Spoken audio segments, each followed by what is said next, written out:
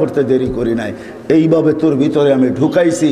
শুধু এইখানেই শেষ না, জাল তুলাকা হানানা, তোর জন্য আমি সবার দিলের ভিতরে ভালোবাসার জাল বুনছি। নাইলে তুই যে কষ্ট দিছিস মাকে, মা তো উচিত ছিল তোকে নিক্ষেপ করা, বাহির হইতে দেরি ফুটবলের মতো নিক্ষেপ করা দেরি হতো না। কেননা মা যেই কষ্টকে সহ্য করছেন, কোরআন বলতেছে ওয়াহনুন আলা ওয়াহনিন, এমন কষ্ট স্তূপের একটার উপরে একটা পাহাড় বানায় দিছেন কষ্টের, তারপরও ওই কষ্ট বুকে ধারণ করছেন আর মুস্কি মুস্কি হাঁটছেন। সবাইকে যদি জিজ্ঞাসা করে হাসো কেন এত কষ্ট, বলে শুধু চেহারা দেখতে দাও, কষ্ট বলতে দেরি হবে না। ইমাম গজালি লেখছেন, যদি যান্ত্রিক রূপ দেওয়া যেত মার কষ্টকে, কসম খোদার টেকনোলজির যুগে যদি কোনো মা বাচ্চাকে যখন পেটে রাখে, ওটাকে যদি টেকনোলজির মাধ্যমে কোনো রূপ দেওয়া যাইত আর নিক্ষেপ করা যাইত কোনো কঠিন পাথরের পাহাড়ে, তো ইমাম গজালি লেখেন লান শাক্কাল জিবাল, পাহাড় টুকরা টুকরা হয়ে যেত। আল্লাহ বলে আমি ভালোবাসার তুফান চালাইছি তোর মার দিলের ভিতরে, যার কারণে ভালোবাসার তুফান আর বন্যার কারণে তোর মা সব কিছু সহ্য করছেন, কিন্তু তোকে কিছু হইতে দেন নাই। বলে ভালোবাসার মাত্রা কতটুকু ছিল, বলে ফালা ইয়ানাম হাত্তা তানাম, তুই না খাইলে আমি খাইতেও দেই নাই। ফালা ইয়ানাম হাত্তা তানাম, তুই না ঘুমাইলে মা বাবাকে আমি ঘুমাইতেও দেই নাই। কিন্তু তুই তো ছিলি অসহায়, তুই এটাকে কাজে লাগাবি কি করা? এই ভালোবাসার সমুদ্রে মাঝে মাঝে তুফান উঠাবি কি করা? এই জন্য তুই আসতে দেরি, আমি তোকে কান্না শিখাইতে দেরি করি নাই। ওটা কান্না ছিল না, ওটা জাদুর বাঁশি ছিল, জাদুর বাঁশি। এটা হেমেলিনের বাঁশি ছিল, এটার ভিতরে জাদু ভরা ছিল। এই জন্যই তো হাদিসের শব্দ ফালাম্মা বাকাইতা সা ইলাইকা জামিয়া, তুই কান্নার সুর তুলতে দেরি, সবাই তোর দিকে দৌড়াইতে দেরি করে নাই। দাদা যত বড় পীর হোক আর গৌস হোক আর কুতুব হোক, নাতির কান্না যখন কানে যায় না, তো ভিতরটা ফাটতে শুরু করে আর দৌড়াইতে শুরু করে। কাঁদে তো কাঁদে কেন? আরে গৌস আর কুতুব আর কি, দুজাহানের বাদশাহ মোহাম্মদুর রসুল্লাহ, যাকে সৃষ্টি না করলে আল্লাহ কিছুই করতেন না, যার সুবাদে আমরা এখনো চলতেছি। নাইলে আল্লাহ আমাদের চালানের কথা না, আমাদেরকে চালানোর কথা না, এক কদম আমরা চলার কথা না, শুধু চলতেছি তো ওনার সুবাদে চলতেছি, ওই নবীর সুবাদে চলতেছি, কারণে চলতেছি, ওনার সাথে অঙ্গীকার, এই জন্য চলতে পারতেছি। নাইলে আমাদেরকে চালানো পালানো পালা, এটা আল্লাহর কোনো প্রয়োজন ছিল না। কি বলেন? হ্যাঁ, বড় আমাদেরকে পাললেই আল্লাহ, নাউজুবিল্লাহ, আল্লাহর আল্লাহিয়াতের ভিতরে, খোদাইত্বের ভিতরে কোনো বেড়া যাবে না? আমরা না মানলে কইমা যাবে না? না, আল্লাহ আল্লাহ আল্লাহ আল্লাহ আল্লাহ, কারো মোহতাজ না, সামাদ আল্লাহ। সমাদের মিনিংস দেখেন, অর্থ দেখেন, এটা কাকে বলে? আল্লাহ কারো মুখাপেক্ষী না। আমাদের প্রয়োজন আছে কদম, এই জন্য আল্লাহ আমাদেরকে পালতেছেন, নাইলে পালার কথা না। আল্লাহ বলে তোকে কান্না শিখাইছি, আর এটার ভিতরে আমি জাদু ঘোরা দিছি। যেটা বলতেছিলাম, দুজাহানের বাদশাহ মোহাম্মদুর রসুল্লাহ সাল্লাল্লাহু আলাইহি ওয়াসাল্লাম যখনই হাসান হোসেনের কান্না শুনতেন, তো ছুটে আসতেন আর বলতেন, ফাতেমা ফাতেমা, কলিজার টুকরাদেরকে কাঁদায়ও না, এরা কাঁদলে আমি সইতে পারি না। ওই দুজাহানের বাদশাহ পর্যন্ত হাসান হোসেনের কান্না সইতে পারতেন না। কেননা কান্নার ভিতরে আল্লাহ জাদু ঘোরা দিয়েছেন, জাদু। আল্লাহ বলে এইভাবে তোকে আমি বড় করছি, এইভাবে তোকে আমি একটা পজিশন পর্যন্ত নিয়ে আসছি। আর শুধু এইখানেই তো শেষ না, 24 ঘন্টা তোকে আমি সুরক্ষিত করি। যদি সুরক্ষিত না করতাম, এইখানে যতজন বসে আছি, অনেকের জীবনে এরকম পর্ব আছে যে ওই দিন যদি মৃত্যু হইতো, আজকে হয়তো হাড্ডি মাংস সব মাটির সাথে মিশা যেত। ওই অ্যাক্সিডেন্ট থেকে আল্লাহ আমাকে বাঁচায় নিয়ে আসছে। আছে না এরকম দুই একটা পর্ব? 24 ঘন্টা আল্লাহ বলে সুরক্ষিত করি তোকে, 24 ঘন্টা সুরক্ষিত করি। আমি যদি তোকে সুরক্ষিত আযকুরুকা ওয়ালাউ তানসানি, আল্লাহ বলে 24 ঘন্টা তোকে সুরক্ষিত করে, আর 24 ঘন্টা তুই আমাকে ভুলা থাকিস। শোন শোন, আমি যদি সুরক্ষিত না করতাম, লাবতালাতিল আরদু ফি বাতনিহা, জমিন বহুত আগে তোকে পেটে নিয়ে নিত। লা আগরাকাতিল বাহরু ফি কারিহা, সমুদ্র বহুত আগে তোমাদেরকে তলদেশে নিয়ে নিত। লা আহলাকাতিল মালাইকা, ফেরেশতা বহুত আগে তোমাদেরকে চটকাইতে চটকাইতে সাইজ করে ফেলতো। আমাদের বডিটা এমনি পরিচালিত হয় না। 10 জন ফেরেশতা ডে শিফটে ডিউটি করে, 10 জন নাইট শিফটে ডিউটি করে। প্রত্যেকের জন্য 20 জন ফেরেশতা ডেলি ডিউটি করে 24 ঘন্টায়। দিনে 10 জন, রাত্রে 10 জন, যে আপনাকে আমাকে সুরক্ষিত করে। বাকি বডিটা পরিচালনার জন্য অনেক ফেরেশতা আছে। এইখানে শিক্ষিত সমাজ, আমি যদি প্রশ্ন করি হার্ট কি দিয়া চলে, তা আপনারা বলবেন বাল্ব দিয়া চলে, ঠিক না? এটাই তো বলবেন। আমি যদি প্রশ্ন করি বাল্ব কি দিয়া চলে, কি জবাব আপনাদের কাছে বলেন? জান এখানে হাসপাতালও আছে, জিজ্ঞাসা করেন। ফরাজি হাসপাতালে জিজ্ঞাসা করে আসেন যে বাল্ব কি দিয়া চলে, তো বলবে জানি না বাল্ব কি দিয়া চলে। আরে আরে, হার্ট কুদরত দিয়া চলে। ফেরেশতা 5 করে, আলা ইন্না কলবি ইবনে আদম মালাইকাতুন মুআক্কালা। একজন ফেরেশতা আছে যে হার্টকে 5 করে, 5 চিপ দেয়, রক্ত বাহির হয়ে যায়, ছেড়া দেয়, আবার টাইনা নিয়ে নেয়। আল্লাহ আমাদেরকে সিস্টেমের মাধ্যমে চালান। 24 ঘন্টা ফেরেশতা আমাদেরকে সুরক্ষিত করে। আল্লাহ সুরক্ষিত করে। আল্লাহ বলে যদি সুরক্ষিত না করতাম, আমি ডাকি তারপরও আসো না, কিন্তু আমি তারপরও তোমাকে সুরক্ষিত করি। হ্যাঁ শোনেন, তাইলে দ্বিতীয় হাদিসও শুনা দেন। জমিন প্রতিদিন বলে আলা কুল্লা ইয়াউমিন ওয়াল আরদু তাস্তাযিনু রাব্বা, জমিন প্রতিদিন বলে আল্লাহ অনুমতি দেন না, কি করবে? আন আবতালিয়া ইবনা আদম ফি বাতনি, হায় হায়, আদমকে, মানুষকে আমি পেটে নিয়ে আনিব। যে যেইখানে আছে, যেটার ভিতরে আছে, যা সহ আছে, সব সহ পেটে নিয়ে আনিব। প্রথম সুনামি যখন আসে, 3 মাস পরে আমি ইন্দোনেশিয়া গেছি। টানা ঢাকার থেকে 8 ঘন্টা ফ্লাইটের পরে আমি পড়ছি জাকার্তা। ওইখান থেকে 300 কিলোমিটার আমার এই চোখে দেখছে, একটা বাড়িও দাঁড়ানো নাই। হ্যাঁ, আমি চোখে দেখা জিনিস বলতেছি। তখনও উদ্ধার অভিযান চলতেছিল, একটা বাড়িও দাঁড়ানো নেই। 300 কিলোমিটার আমার 2 চোখে দেখছে, একটা বাড়িও দাঁড়ানো নাই। তো এখানে আমার মনে হচ্ছে এইখানের জমিনকে আল্লাহ একটু অনুমতি দিয়া দিছেন।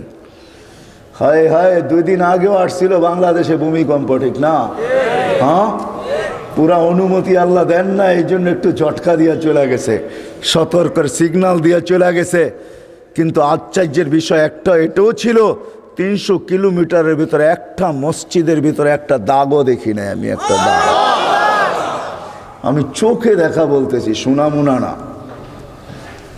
তো মেরে দোস্ত, যেটা বলতেছিলাম, জমিন প্রতিদিন বলে অনুমতি দেন না। তো আল্লাহ জিজ্ঞাসা করে এত রাগ কেন? তো বলতেছে আলা মাতা আসবির ওয়া তাহাম্মাল, আমি কতদিন সবুর করবো আর এদের বোঝা উঠায় রাখবো? তো আল্লাহ বলে কেন? ইয়াসি লাইলাম ওয়া নাহারা, 24 ঘন্টা নাফরমানি করে। দেখেন না, আপনি ডাকেন তারপরও আসে না, বলে ব্যস্ত ব্যস্ত ব্যস্ত ব্যস্ত। অথচ হাদিসে এই কথাও আছে, দুনিয়া আমাদের সবার কানে আসবে, সবার কানে। শুনা নেন, বাটারার মানুষ সবার কানে ধ্বনি আসবে। আজকে তো যুবক, তুমি ব্যস্ত বলো, তোমার কানেও ধ্বনি আসবে। লাশ হইতে দেরি, ধ্বনি আসতে দেরি হবে না। ফেরেশতা আয়েশা কানের কাছে চিৎকার দিয়ে জিজ্ঞাসা করবে, আইনাল ইশতিগাল, বল তোর ব্যস্ততা কোথায়? তুই নিজেকে বড় ব্যস্ত বলতি, বল ব্যস্ততা কোথায়? তো ফেরেশতা জবাব দিবে, জালাল ইশতিগাল, তোর ব্যস্ততা পরিসমাপ্তি ঘটায় দিলাম, তোর ব্যস্ততা শেষ।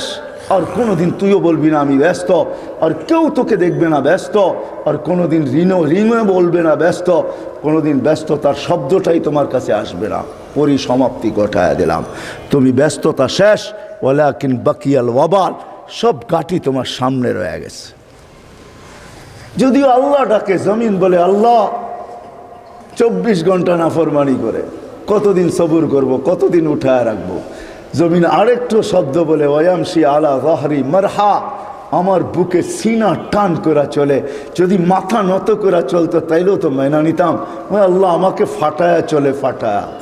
যুবক দেখবেন, রাগ হয়েও না, তোমাদের পায়ে হাত দিয়া চলি। যুবক তো যুবকের স্টাইলই চলে, ঠিক না?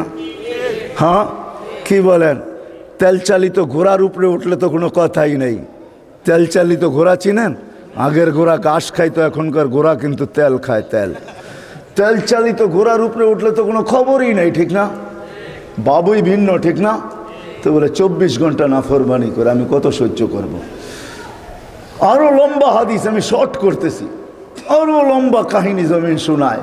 ইয়াকুল রিজকা কা ইয়াসিক, রিজিক তোর খায়, তোর নাফরমানি করে। তুমি যা দিছো এটা দিয়ে গৌরব করে, যুবক যৌবন দিয়া, শিক্ষিত শিক্ষা দিয়া, দীক্ষিত দীক্ষা দিয়া, অর্থওয়ালা অর্থ দিয়া, মাল আলা মাল দিয়া, যা আল্লাহ দিছে, দিছে কে গুলা সব?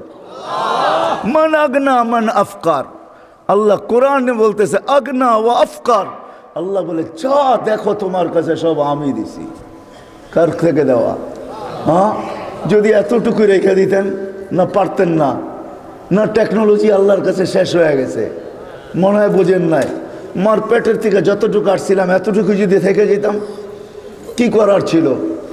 কোন মেডিসিন বাহির হয়েছে আজ পর্যন্ত যে বাওনা খাইলে ও রিংয়ে তো কম ঝুলে নাই? রিং বুঝেন? বাওনা চেনেন না? ও রিংয়ে কি কম ঝুলছে? মনে হয় আমার কথা বোঝেন নাই।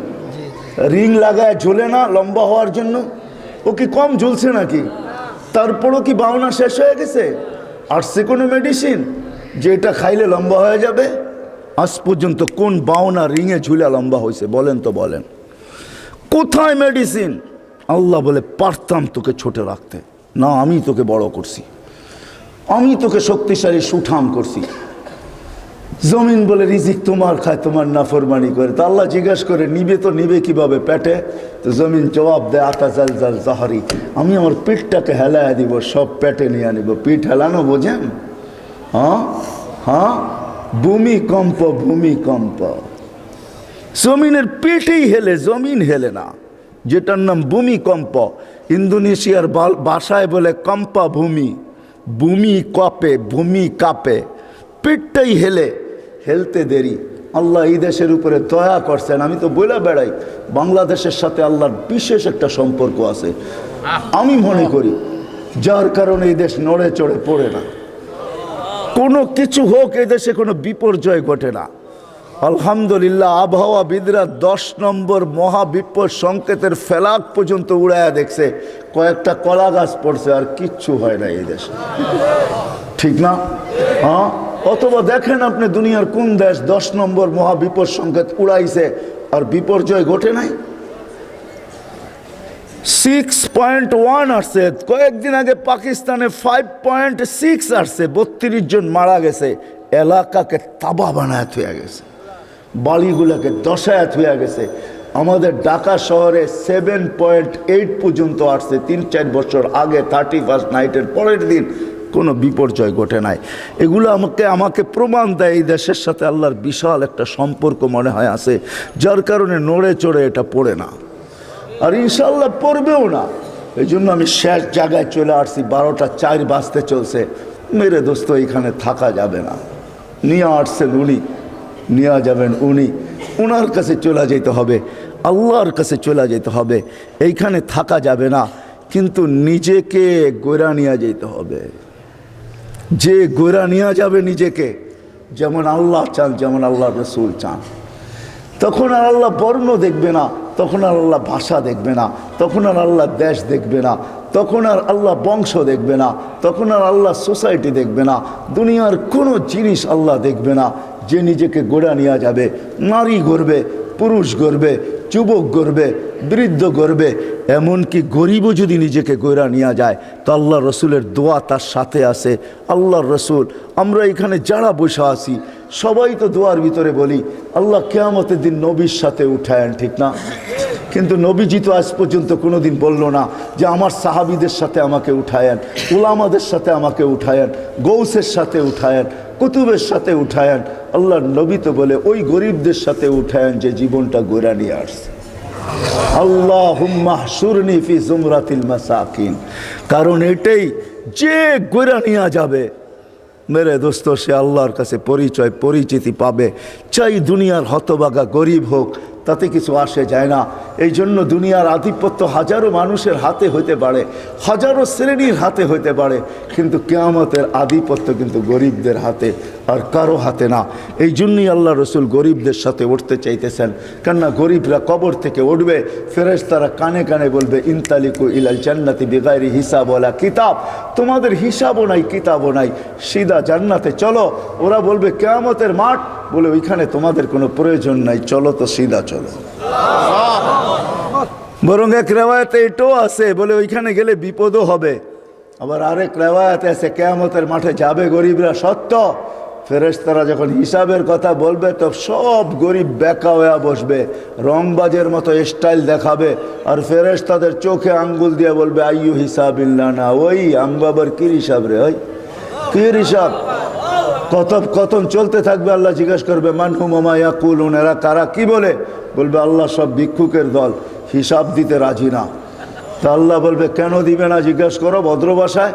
তো জিজ্ঞেস করবে কেন দিবে না, মা আতান আল্লাহ মালা, মালই তো দেন, এবার কি হিসাব, সকালে আনছি বিকালে শেষ, বিকালে আনছি সকালে শেষ, 1 তারিখে আনছি 20 তারিখে শেষ। তো আল্লাহ বলবে সাদাকু, এরা সত্য বলছে, সত্য। এই কথা শুনতে দেরি, ঐক্যজোট দুনিয়ায় আর কি, ঐক্যজোট তো কিয়ামতের মাঠে হবে, দেখবেন সারা দুনিয়ার গরিবদের ঐক্যজোট হবে। আবার স্লোগান দিবে আইয়ু হিসাবিল্লানা মা আতান আল্লাহ মালা ওয়ালিমাদা হাবিস্তুম, আরে আল্লাহ তো মালই দেয় না, আমাদেরকে আটকায় রাখছো, তো রাখছো কেন, কিসের হিসাব, আমাদের মালই তো দেয় নাই, আটকায় কেন রাখছো। তো আল্লাহ বলবে, ফেরেশতারা বলবে আল্লাহ বড় গরম, টিয়ার গ্যাস না লাঠি চার্জ কোনটা করব। আল্লাহ বলবে কিচ্ছু করতে হবে না, গত্তুহুম অস্তুরুহুম, তাড়াতাড়ি লুকাও আর ডাকো। বলবে কেন, বলে যা সামনে শোনাবো ধনীরা একটাকেও যেতে দিবে না। বলছে কেন আল্লাহ, জাকাতের কাপড় দিছে, যদিও 1 দোয়া শেষ দিছে, তো দয়া তো করছে ঠিক না, না করে নাই, হ্যাঁ অল্প দেখার বেশি দেখ, দিয়া তো দয়া করে ঠিক না, হাত পাতলে 2 টাকা হইলেও তো দেয়, দয়া তো করছে। এটা বদলার দিন, বিদায় সামনে যা শোনাবো একটাকেও যেতে দিবে না, বিদায় ডাকো আর লুকাও, তারপরে বলো এদের কানে কানে চুপে চুপে জান্নাতে চলে যাও। হ্যাঁ, নাইলে ধনীরা এদেরকে আটকায়া দিবে। তো মেরে দোস্ত চলে যেতে হবে, পরিচয় পরিচিতি, যেই ছোট্ট জীবনটাকে গড়া যাবে সে আল্লাহর কাছে স্থান পাবে, পরিচয় পাবে, পরিচিতি পাবে। আমি চোখে দেখা বলতেছি মেরে দোস্ত, কোনো হাদিস তো পড়ে আগে পড়ছি, পড়ে চোখেও দেখছি, ওই কবর এখনো দুনিয়াতে রাখা আছে, যার থেকে এখনো সুগ্রাণ বাহির হয়, এখনো আমি অ্যাড্রেস দেই, আপনি দেখা আসেন। দুনিয়ার কোনো পারফিউম এখন আর আমার নাকে পারফিউম মনে হয় না। আপনাকে আমাকে দুনিয়ার দামি দামি পারফিউম দেখাইতে হবে না, আপনাকে আমি দিয়া দিব, পারফিউম নিয়ে ওইখানে ছিটাবেন, দেখবেন নিমিষে চোখের পলকে ওটা হাওয়া হয়ে যাবে। ওইখান থেকে যে সুঘ্রাণ বাহির হইতেছে, ওটা ঘ্রাণ আপনার নাকে যখন লাগবে, তো দুনিয়ার কোনো পারফিউম আপনার কাছে পারফিউম মনে হবে না। ওই ঘ্রাণের জায়গা এখনও রাখা আছে, চান আপনি যায় দেখা আসেন, আমিও দেখা আসছি, আপনিও দেখা আসেন। ফেরাউনের বাড়ির কাজের মহিলা, জান জান মৌতার সাহাবীদের কবর থেকে এখনো সুঘ্রাণ বাহির হয়। জান জান জাফর ইবনে আবু তালেবের কবরে, জান জান আব্দুল্লাহ ইবনে রাওয়াহার কবরে, জান জান সাইদ ইবনে হারেসার কবরে, জান জান ওই সাহাবীদের কবর আমি চোখে দেখে আসছি, ওই নাকে শুঙ্গে আসছি। কসম খোদার ভিতরের কথা বলতেছি, দুনিয়ার পারফিউম আমার কাছে পারফিউম মনে হয় না। লাগাই বটে, কিন্তু ওই লাগাইতে দেরি, ওই ঘ্রাণ নাকে আবার বাড়ি খাইতে দেরি হয় না, মনে হয় ওইটাই তুফানের মতো আবার বাড়ি খায়, বিদায় সব ঘ্রাণ উড়া যায়। মনে হয় না পারফিউম এটা পারফিউম, আতর এটা আতর, যত দামি হোক না কেন। যান আপনিও দেখা আসেন যে ফেরাউনের বাড়ির কাজের বুয়ার কবর থেকে এখনো সুঘ্রাণ বাহির হয়। আল্লাহ রসুল জিজ্ঞাসা করছে কতদিন বাহির হবে। শুধু কাজের বুয়া না, কাজের মহিলা না, কৃত দাসীও ছিল সে ফেরাউনের। ইউথোপিয়া তার বাড়ি আমি ইউথোপিয়া, আরে না, তার বাড়ি রাবেয়ার বাড়ি ইউথোপিয়ায়। ওই ফেরাউনের বাড়ির কাজের বুয়া, কাজের মহিলা, কৃত দাসীও ছিল সে ফেরাউনের। হায় হায়, আল্লাহর কাছে পরিচিতি ছিল, এখনো সুগ্রাণ বাহির হইতেছে। 2.5 বছর পরে আল্লাহর রসুল যখন যাইতেছিলেন, সুগ্রাণে দাঁড়াইতে বাধ্য হয়েছেন। কাহিনী বড় লম্বা। আল্লাহ রসুল জিজ্ঞাসা করছে কতদিন বাহির হবে, বলে ইলা ইয়াউমিল কিয়ামা, কিয়ামত পর্যন্ত বাহির হবে। এটা এখনো বাহির হইতেছে, কিয়ামত পর্যন্ত আসল বাহির হবে কিয়ামতের দিন। হ্যাঁ, সে পরিচিতি অর্জন করছে বড় কোরবানির মাধ্যমে। ওই কোরবানির দিকে গেলে অনেক লম্বা হয়ে যাবে, তাকে তেলে জ্বলতে হয়েছে। শুধু সে জ্বলে নাই, 2টা ছোট ছোট বাচ্চা নিয়ে জ্বলতে হয়েছে।